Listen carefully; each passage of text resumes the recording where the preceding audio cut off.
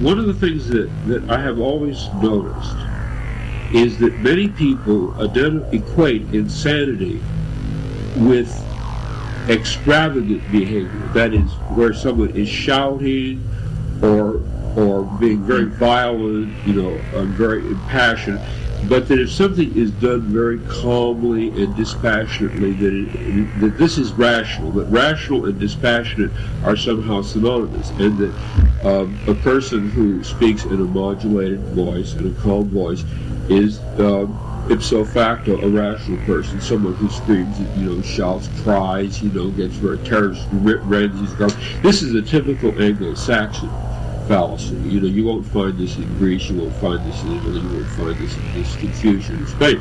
But this is, beautifully illustrated by the Gestapo, by the SS in general.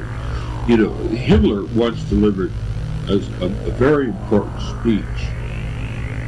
One of his major policy speeches to the Gestapo and the SS was that they must never enjoy the death of the Jews in the camps. They must never get off on it. They must never get emotionally excited by it. They must view it calmly and without feeling.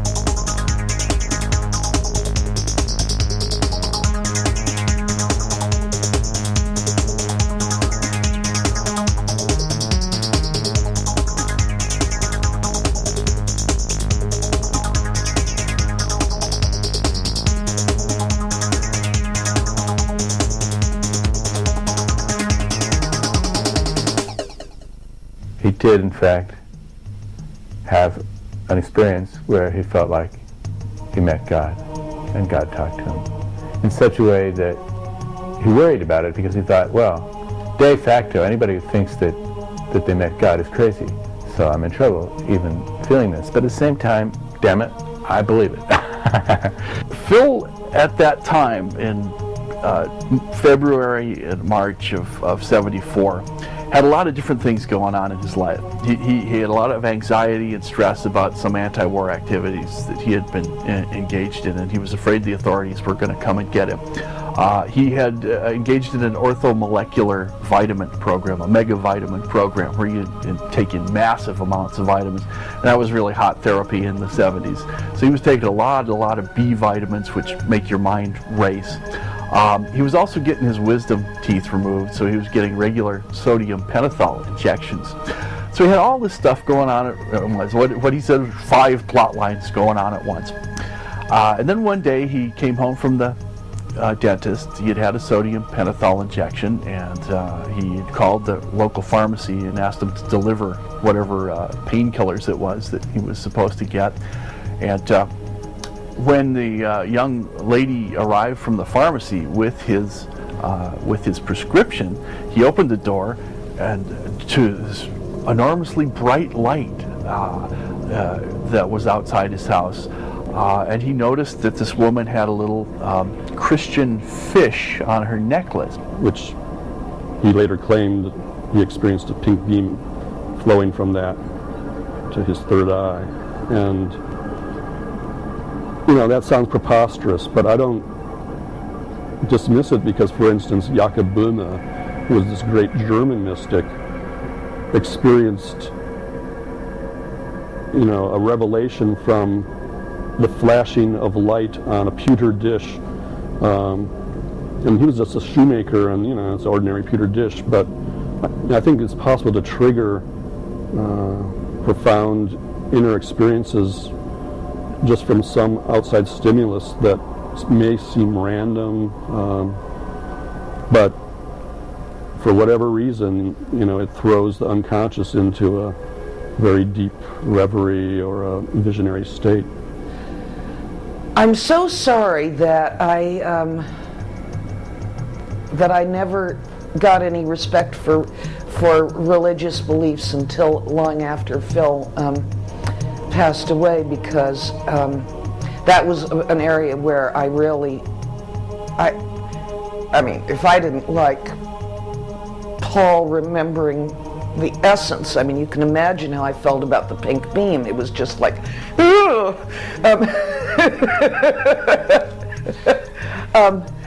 but now I can dig it. So, and I can see, I mean, I've never had any pink beams or anything, but and I don't even know whether he did or whether it was a dream. But I'm open to the idea that it could have happened now, and I'm sorry I can't tell him that and talk to him about it. He was convinced that aliens had contacted the Russians, that they were working in collaboration to boost telepathic signals somehow, organically, electronically, something, and that he just happened to be in the line of transmission. And he picked it up because of his unique mental state due to the anxiety and the orthomolecular vitamins and the sodium pentothal and God knows what else was going on then. And this is just one theory that he had. I sound crazy saying it, but this is one of many theories that Phil developed about what happened on that 24-hour period in which he was just completely out of it. Maybe it was a mystic experience. Maybe it was a stroke, an early stroke like the ones that later killed him. Maybe it was just some reaction to the combination of drugs that he took. On the other hand, maybe it was the Russians fooling around with the aliens, beaming telepathic transmissions of works of art, and Phil just happened to be in the way of the beam. We don't know. And the reason why the idea of extraterrestrials communicating with one occurred to him is that is one of the things that he'd been talking about with me and other people for years. We were speculating, how would an extraterrestrial converse with us if the extraterrestrial had a desire to do so. And let's see, there was one writer who also had a similar experience we both knew. He wrote the Illuminati trilogy. That's it. Robert Anton Wilson had an experience of an extraterrestrial communicating with him before that. And he was communicated. He was living in the Bay Area at that time, and he told Phil and I about that. And Phil was mightily impressed. He said, I wish they'd communicate with me. My feeling about the whole thing was that Phil was questioning me about my experiences in an attempt to decide how crazy I was. And I think his attitude was, if he decided I was crazy, then that meant he was crazy too. But if he thought maybe I was sane, that meant maybe he was sane too. I think that was what it was really all about. Very interesting. I seem to have passed muster. He seems to have considered me sane, and I think that cheered him up in considering the possibility that he might be sane too. I think that's a key point to realize about mystical transformations, is that whereas the New Age and self-improvement, self-help movements tend to portray spiritual experiences and spirituality as everything, smoothly gets better, your life comes together, you become less stressed out, and, it's sort of viewed as this ever more positive thing. In real life, most people who have breakthroughs of expanded consciousness, it's totally disruptive of their life, and it's destabilizing of their personality.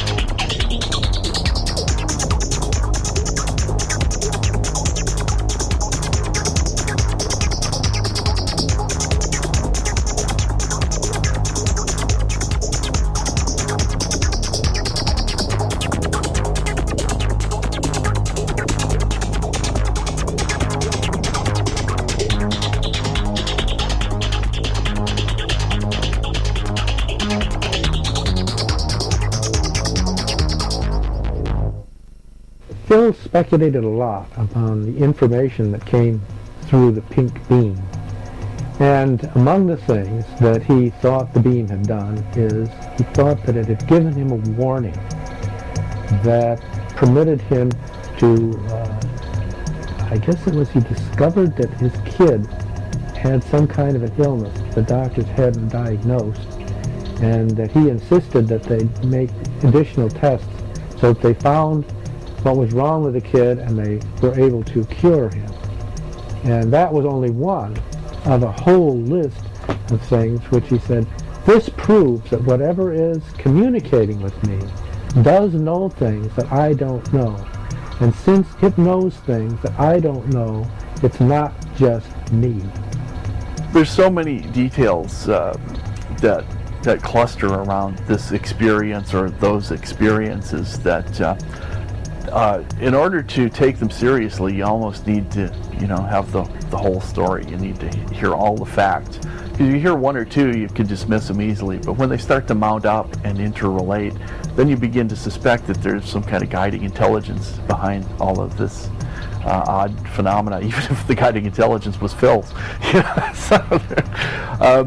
Now I know exactly how he must have felt, because I had similar things happen to me, years later.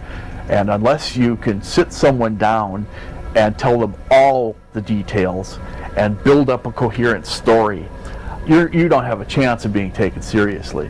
And that's why Phil was kind of dismissed as a crank and a nut and somebody who'd gone mad by people who only heard parts of the story. Since there is no real answer to this mystery, then a lot of the different theories that he came up with and tried out do sound kind of crazy, on the other hand,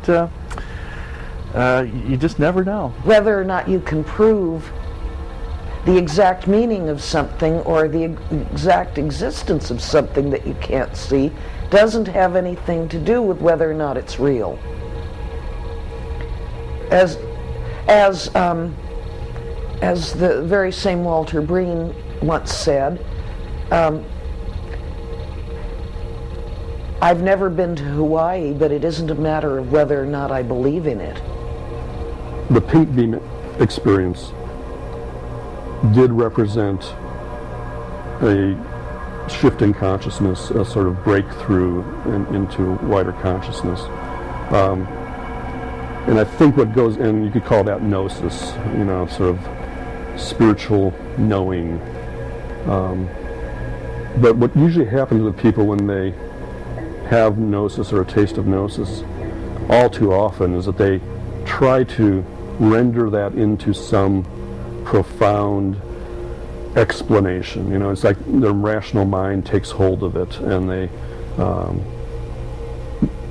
decide, okay, I've had the cosmic breakthrough, and now I'm going to tell the rest of the world the truth. And publishing Gnosis magazine,